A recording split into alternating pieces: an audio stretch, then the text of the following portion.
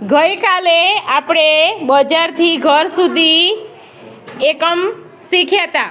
એમાં મેં કાલે તમને ઘેરથી શાકભાજી લાવવાની કહી હતી, તો તમે બધા શાકભાજી લઈને આવ્યા છો.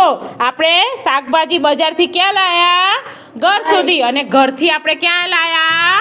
સાડા સુધી. ક્યાં લાયા છો? સાડા સુધી. તો બધા જે શાકભાજી લાયા છો એ બતાવવાની છે અને બોલવાનું છે. ચલો બોલો. હું સૂકો ભીંડો અને બટાકું લાવ્યો છું. સરસ. ચલો. હું નહારું અને ગિલોડો લાવ્યો છું. પછી હું દૂધી લાવ્યો છું. દૂધી. હું ગલોડો અને કારેલા લાવી છું. હું ડુંગળી લાવી છું. હું બટાકા લાવી છું. હું ગુવાર શીખ લાવી છું. હું મરચું લાવી છું. સરસ. બધા ઘેરથી અલગ અલગ શાકભાજી લાવ્યા છો. એમાં કયું શાકભાજી 2 થી 3 વાર આવ્યું છે? બટાકા. કયું? બટાકું. આપણે ભણેલા ને કે બટાકું બધા શાકમાં સર્વશ્રેષ્ઠ છે. કેવું છે? સર્વશ્રેષ્ઠ છે.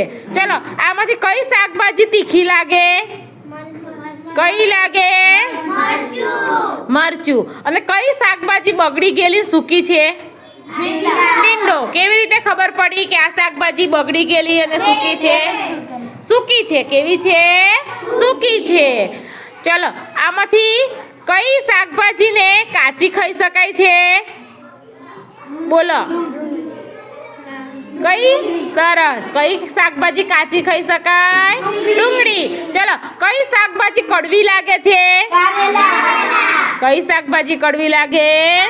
કારેલા. ચલો, આમાંથી કઈ શાકભાજી એવી છે કે જેમાં બી નથી? ગુવારસિંગને ચીરો તો અંદરથી બી નીકળશે.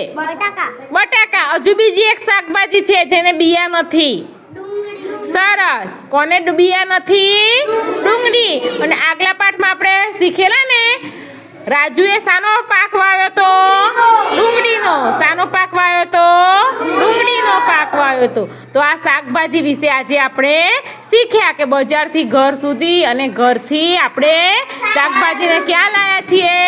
સાડા સુધી લાવ્યા છીએ.